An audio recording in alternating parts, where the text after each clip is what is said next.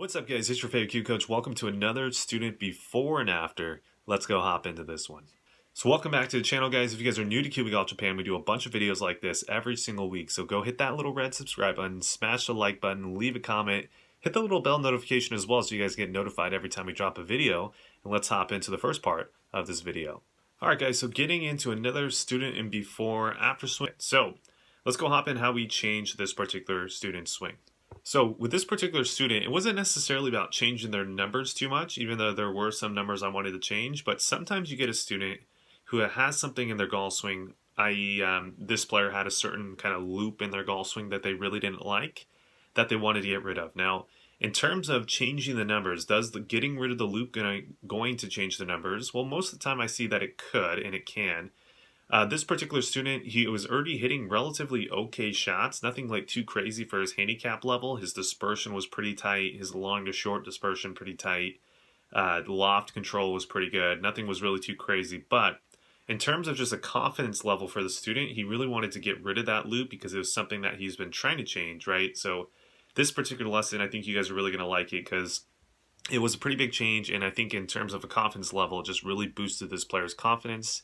So let's go hop in and show you the difference. All right, so if we go take a look at the before swing, top of the swing here, I want you to kind of just take a look at the center mass or take a look at the club head. I want you to kind of see what it's going to do for this player. So as we start taking it back in transition, we see that the club head starts to kind of get down and below the hands. And then right about here, we can start seeing it peaking up, right? So what did it currently do there? Well, what it really did was it got from a place right here and went down, and then it came this way, right? This was something that this player has been struggling with for years now and definitely wanted to get out of his swing. From this position, he would get into kind of a steep look right here, and then from here, the body started to slow down so the club head could kind of fall behind the hands. And then he started to kind of get this little extension move, raising of the handle, right? You can kind of see, let me go back for that. You can kind of see the whole body start lifting up, high handle. And actually, for this particular shot, he shanked it too, right? So he had a couple...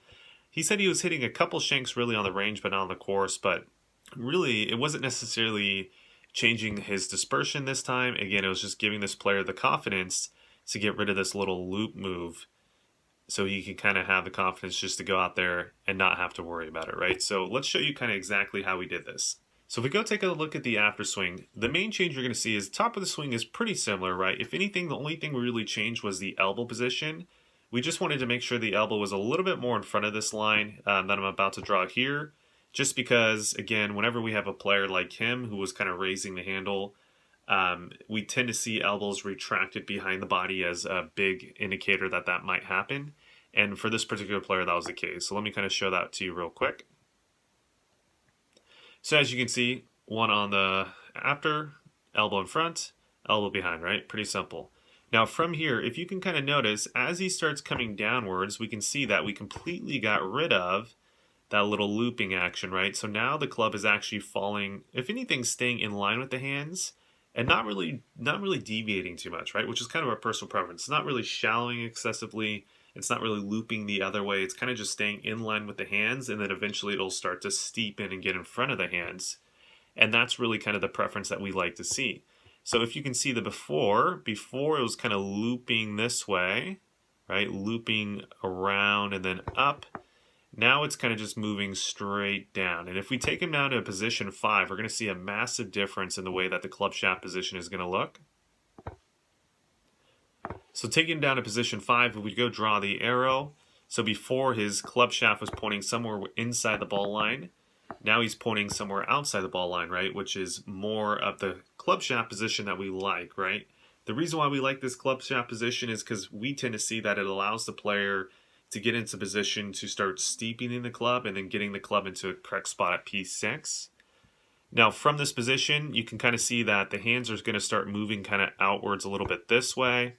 And the club is going to start kind of falling back a little bit this way, right? Falling behind the hands too much and then getting that high handle look. Now if we go take a look at the after, we're actually going to see that the hand path is working more vertically downwards, right? So let me go draw that one more time. So as you can see on the before, hands were working kind of above this line from here. Now if we go take a look at the after, now it's kind of working more below this line. Now the reason why that's so important is because it allows the player to start steepening the club. So from position 5, if the hand path works above this line, the club's going to start shallowing more or getting more behind the hands. If it starts working more downwards from this line, we're going to start seeing the club head start going the opposite way and steepening, which, depending on where your club shaft position is a good or bad thing. And we're not going to get into that in this particular video because it might confuse you guys a little bit, but really, all I want you to take away is from position 5, if your club shaft's in the right spot that we prefer, hand path should be working down. That's going to get the club head in line with the hands at P6, which this player has on the after. And I think it's going to give you a great chance to get the correct entry and exit that we talk about. And it's really going to, I think, help tighten your dispersion as well as your low point control and everything that you really need to be a good player.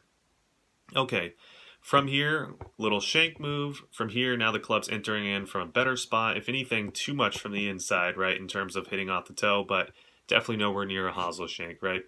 So in review with this player, what did we really do? Well, the big thing was we got the transition dialed in. We literally just got him getting hand path a little bit more downwards, getting the club head to steepen a little bit, and that completely got rid of this little loopy thing he had going on before. Now, if you guys see something similar in your own golf swings and you guys want to get rid of this little loop, or you see something just out of the ordinary that you wanted and have been trying to change for a long time now, you got to go check out our lessons, right? We got lessons in Yokohama, we got lessons in Osaka, Tokyo. We're very, very good at changing motor patterns or changing the way the swing looks. We're also very good at changing the way the numbers look on TrackMan and FlightScope. So make sure to check out the links below. You can figure out everything that you need to figure out there. And yeah, I'll see you guys again next video.